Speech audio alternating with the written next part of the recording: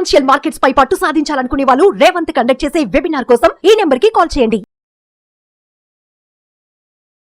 నమస్తే, welcome to Suman TV. నేను విష్ణు. ప్రస్తుత పాటు certified financial planner doctor Bachchu Anil Kumar గారు ఉన్నారు. వారితో మాట్లాడదాం. సార్ నమస్తే. సార్ అనిల్ గారు. నమస్కారం విష్ణు గారు. సార్ అనిల్ గారు, ఈ మధ్య చాలా మంది ఏం చేస్తున్నారంటే బయట తక్కువ వడ్డీకి డబ్బులు తీసుకొచ్చి తెలిసిన వాళ్ళ దగ్గర, బంధువుల దగ్గర వడ్డీలు తీసుకొచ్చి మ్యూచువల్ ఫండ్స్లో ఒక 12 to 15% లేదంటే అంతకంటే ఎక్కువ రిటర్న్స్ వస్తున్నాయన్న ఉద్దేశంతో చాలామంది అప్పులు తీసుకొని వచ్చి మ్యూచువల్ ఫండ్స్ ఇన్వెస్ట్ చేస్తున్నారు కదా. సో ఇది అసలు సరైన నిర్ణయం అంటారు? అసలు చాలా రిలవెంట్ క్వశ్చన్ అండి. మనం రోజు ఫేస్ చేస్తున్నాం, రోజు చూస్తున్నాం కూడా పేపర్లో. మ్యూచువల్ ఫండ్స్లోనే కాదు, ఈవెన్ స్టాక్స్లో కూడా అప్పు తెచ్చి మంచి రిటర్న్స్ వస్తున్నాయని చేస్తూ అనుకున్న రిటర్న్స్ రాకుండా అటు డబ్బులు కట్టలేక ప్రెషర్తో చాలామంది నెగిటివ్ న్యూస్ వింటూ ఉన్నాం రోజు. సో ఫస్ట్ థింగ్ ఏంటంటే ఇది లీవరేజింగ్ అంటాం. ఏది మన సొంత డబ్బులు వాడకుండా అప్పు తీసుకొచ్చి ఇన్వెస్ట్ చేయడానికి లీవరేజింగ్. దిస్ ఈజ్ ఏమంటారు, చాలామంది వాడే స్ట్రాటజీ. కాకపోతే ఏంటంటే లీవరేజింగ్ కూడా గుడ్ అండ్ బ్యాడ్, రెండు రకాలు ఉంటుంది. సో నీకు కొన్ని కేసుల్లో మాత్రం నీది ఆల్రెడీ నెట్వర్త్ చాలా ఉండి ఒక టెంపరీగా మంచి ఆపర్చునిటీ వచ్చింది అంటే, నీకు అరే ఈ స్టాక్లో పెడితే ఈ మ్యూచువల్ ఫండ్లో పెట్టడం వల్ల నాకు చాలా మంచి రిటర్న్స్ వస్తాయని నీకు చాలా కన్విక్షన్ ఉంది. ఈవెన్ లాస్ అయినా నెట్వర్త్ సరిగ్గా ఉంది కాబట్టి ఐ డోంట్ హ్యావ్ వరీ అనుకున్నప్పుడు తీసుకొచ్చే లీవరేజ్ ఏంటంటే గుడ్ లీవరేజ్. బట్ చాలా మటుకు మనం చూస్తాం ఏంటంటే ఆ పరిస్థితి ఉండదు. మనకు ఏంటంటే ఫాస్ట్గా క్విక్ రిటర్న్స్. ఈ ఫండ్ ఎవరో చెప్పారు ఇది చాలా బాగా రీసెంట్గా 30% ఇచ్చింది లాస్ట్ 1 year.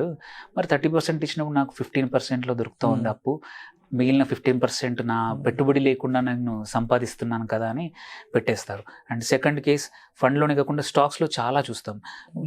ఏమంటారు, మీరు ఒక 10 లక్షలు పెట్టండి, ప్రతి నెల మీకు 5%, 10% ఇంట్రెస్ట్ ఇస్తాము, మీరు జస్ట్ డబ్బులు ఇస్తే చాలు. ఇది క్వైట్ కామన్ వే ఆఫ్ మోసం అనుకోండి, ఆర్ నష్టపోయే మెథడ్ అనమాట. నీ సొంత డబ్బులు ఒక 3 లక్షలు పెట్టేస్తే మంచి రిటర్న్స్ వచ్చాయి, అరే ఇదేదో బాగుందే అని ఫ్రెండ్స్ని అడిగి వాళ్ళని అడిగి, బికాస్ ఫ్రెండ్స్ మీకు 2% పర్ మంత్ ఇస్తారు, ఇక్కడ 5% వస్తుంది అని చెప్పేసి తీసుకెళ్ళి మొత్తం అక్కడ పెడతాము. బట్ మార్కెట్ అనేది ఎవరి మాట వినదు. It's highly volatile. మనం మార్కెట్ ప్రిడిక్షన్ చేయడం అనేది ఈవెన్ భగవంతుడి వల్ల కూడా కాదు అంటాం. సో మనం పెట్టాక మార్కెట్ పడిపోయింది అనుకోండి, అసలు ఫస్ట్ పెట్టిన డబ్బులు నెగిటివ్ పోతాయి. నువ్వు సేమ్ టైం మనం ఎవరి దగ్గర అయితే అప్పు తెచ్చామో వాళ్ళ ఇంట్రెస్ట్లు ప్రెషర్ పడుతుంది. సో అటు డెట్ సర్వీస్ చేయాలా, ఇంట్రెస్ట్ కట్టాలా, ఇటు వచ్చే డబ్బులు లాస్ కమ్ముకోవాల్సి వస్తుంది. బికాస్ మార్కెట్ వొలటిలిటీ మనకు ఎవరికి తెలియదు, nobody can predict correctly.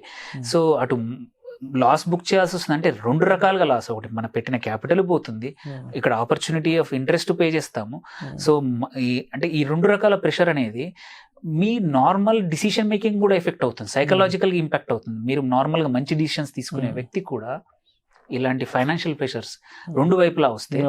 So leverage అనేది మంచిది. కొన్ని కేసుల్లో ఏంటంటే లాభాలు ఎక్కువ వస్తాయి, ఒక దగ్గర తెస్తాం, మంచి రిటర్న్స్ వస్తున్నాయి, మనం లాభాలు ఉంచుకొని మిగిలినవి వాళ్ళది ఇచ్చేయచ్చు. But most of the cases retail investors అనేది అప్పు తీసుకోకుండా సొంత డబ్బులతో ఇన్వెస్ట్ చేయడం మన ఫైనాన్షియల్గా కూడా మంచిది, మెంటల్గా, ఫిజికల్గా, సైకలాజికల్గా కూడా చాలా important. Most of the cases నేను చూసిన కేసుల్లో మాత్రం అప్పు తెచ్చి ఇన్వెస్ట్ చేసిన వాళ్ళు ఇబ్బందుల్లోనే పడ్డారు. ఎందుకంటే అసలు పోతుంది, ఇంట్రెస్ట్లు కట్టాలి, అండ్ మీరు అంటే అన్ని రకాలుగా ఇబ్బందులు పడతారు. ఫ్యామిలీ, కుటుంబాన్ని కూడా ఇబ్బందులు పెడతాము. అండ్ దీన్ని ఓవర్కమ్ చేయడానికి ఇంకొక క్విక్ రిచ్, దానివల్ల అరే ఇంకొకరు ఏదో మెథడ్లో ఇది చేస్తాం. సో ఇట్స్ ఏమంటారు, నెగిటివ్ స్పైరల్ అంటారు.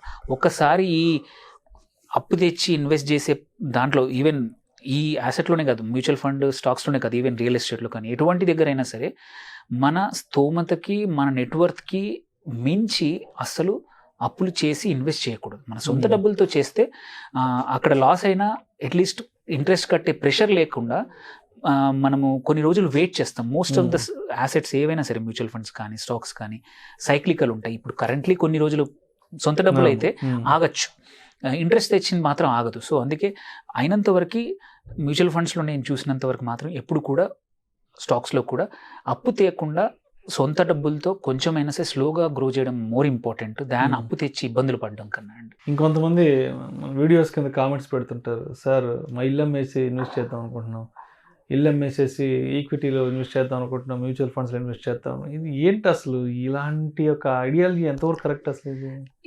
ఇది అంటే ఏంటంటే ఇప్పుడు టూ మచ్ ఇన్ఫర్మేషన్ వల్ల ఏమవుతుందంటే దెర్ ఈజ్ ఆల్వేస్ ఏమంటారు రీసెన్సీ బయాస్ అంటారు.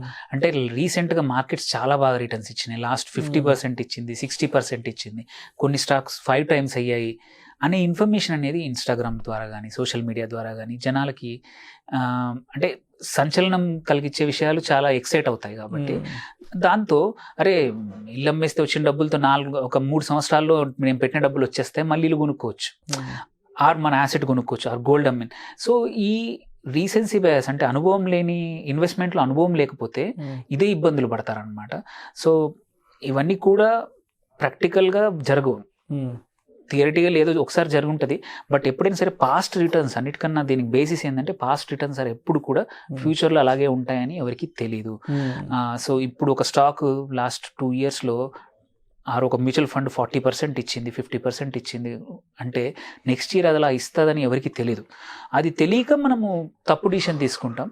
సో అందుకే అప్పు చేసి ఏమంటారు పప్పనంది ఏమంటారు కానీ బట్ అప్పు చేసి ప్లీజ్ మనం ఎప్పుడు కూడా ఇన్వెస్ట్మెంట్స్ రిస్కీ ఎట్లయితే వొలటైల్ యాసెట్స్ ఏవైనా సరే వెదర్ ఇట్ ఈస్ ఇంకా మ్యూచువల్ ఫండ్స్ స్టాక్స్ కొంచెం వొలటైల్, చాలా మంది అప్పు చేసి మనం చూస్తుంది ఏంటంటే క్రిప్టోలో పెడుతున్నారు, అది ఇంకా ఒక లాటరీతో సమానం. సో అందుకే అప్పు చేసి యాసెట్స్ ఇన్వెస్ట్మెంట్స్ కొనకపోతే మంచిది. ఇది ఏంటంటే మనం రెగ్యులర్గా వింటాము బట్ ప్రాక్టికల్గా కూడా చూసాము, చాలామంది ఇన్వెస్టర్స్తో ఇబ్బంది పడుతున్నారు. సో అవాయిడ్ చేయండి అండ్ మీ అన్ని రకాలుగా ఆనందంగా ఉండండి. సో మొత్తంగా మన దగ్గర ఏదైనా ఎక్సెసివ్ అమౌంట్ ఉంటేనో ఏదైనా సర్ప్లస్ అమౌంట్ ఉంటే ఇన్వెస్ట్ చేసుకోవడం బెటర్, కానీ మనకు వచ్చే శాలరీస్ మొత్తం తీసుకెళ్ళి ఇన్వెస్ట్ చేయడము, లేదంటే తెలిసిన వాళ్ళ దగ్గర, బంధువుల దగ్గర, పక్కింటి వాళ్ళ దగ్గర, ఎదురింటి వాళ్ళ దగ్గర తక్కువ వడ్డీకి వస్తుంది కదా డబ్బులు తీసుకొచ్చి ఇన్వెస్ట్ చేయడం అనేది కరెక్ట్ ఆలోచన కాదు, మంచి పద్ధతి కాదు. అది కాదండి, ఎందుకంటే మనం ఈ లైవ్ ఎగ్జాంపుల్స్ కూడా కోవిడ్ టైంలో చూసాం. క్వైట్ అ ఫ్యూ చాలా మంది ఇన్వెస్టర్స్ ఏం చేశారు, మార్కెట్స్ బాగా పెరుగుతున్నాయని చెప్పేసి అప్పటికి 2020కి అప్పు తెచ్చి చేశారు. బట్ కోవిడ్ అప్పుడు ఏం జరిగింది, మార్కెట్ ఒకేసారి 50%, 60% పడిపోయింది. అప్పుడు ఏంటి, ప్రెషర్ ఫ్రమ్ ఎవరి దగ్గర తప్పు తీసుకున్నామో వాళ్ళ దగ్గర నుంచి ప్రెషర్ వచ్చింది. అలాంటప్పుడు ఉన్న ఈ యాసెట్స్ తక్కువ రేటుకి అమ్మేస్తాం. అది తెలుసు, మన పెట్టిన మ్యూచువల్ ఫండ్ కానీ స్టాక్ కానీ ఒక 3 నెలల్లో పెరుగుద్దని తెలుసు, బట్ ప్రెషర్ వస్తుంది, మనం ఎవరి దగ్గర తప్పు తెస్తున్నాం. సో లాస్కి అమ్మాల్సి వస్తుంది. మళ్ళీ కట్టిన డబ్బులు చేయడానికి నీకున్న బంగారము, ఇల్లు ఏదో అమ్మి అప్పు కట్టాల్సి వస్తుంది. ఆ టైంలోనూ చూసాం. ఇంతకుముందు నేను 2008లో కూడా కొద్దిమంది ఇన్వెస్టర్స్ చూసాను, అప్పుడు అంతే. సో మార్కెట్ ఎప్పుడు కాషియస్గా ఉండాలంటే మార్కెట్ తగ్గినప్పుడు కన్నా మార్కెట్ పెరిగినప్పుడు ఎక్కువ కాషియస్గా ఉండాలి. ఎందుకంటే అప్పుడు టెంప్ట్ చేస్తుంది మార్కెట్ మనని. ఇది అరే ఇప్పుడు కరెంట్లీ చూసుకుంటే మార్కెట్ మన సెన్సెక్స్ కానీ నిఫ్టీ కానీ లైఫ్ టైం హై దగ్గర ఉన్నాయి. చాలామంది ఏంటి లాస్ట్ 1.5 yearలో ఇన్వెస్ట్ చేసిన వాళ్ళు మంచి రిటర్న్స్ పొంది ఉంటారు. వాళ్ళు ఏంటంటే టెంప్టేషన్ ఉంటుంది, అరే ఇంత నా సొంత డబ్బులతోటి ఒక 2 లక్షలు పెడితే 4 లక్షలు అయ్యాయి, 3.5 లక్షలు అయ్యాయి, ఇంకొక 10 లక్షలు మా అన్నయ్య దగ్గర అడుగుతాను, మా ఫ్రెండ్ దగ్గర అడుగుతాను, బావని అడుగుతాను, వాళ్ళది అడిగి నేను ఇన్వెస్ట్ చేస్తాను అనే టెంప్టేషన్ చాలా ఉంటుంది. So this is the time మన టెంప్టేషన్ని తట్టుకొని అప్పు లేకుండా మన డబ్బుల్ని జాగ్రత్తగా కాపాడుకోవడం మోర్ ఇంపార్టెంట్. లేకపోతే మనం గెయిన్ చేసిన డబ్బులు కూడా పొడగొట్టుకునే అవకాశం especially market lifetime high దగ్గర ఉన్నప్పుడు చాలా వస్తుంది. So this is the cautious time అనమాట. Thank you sir, thank you so much Anil గారు. థ్యాంక్ యూ అండి.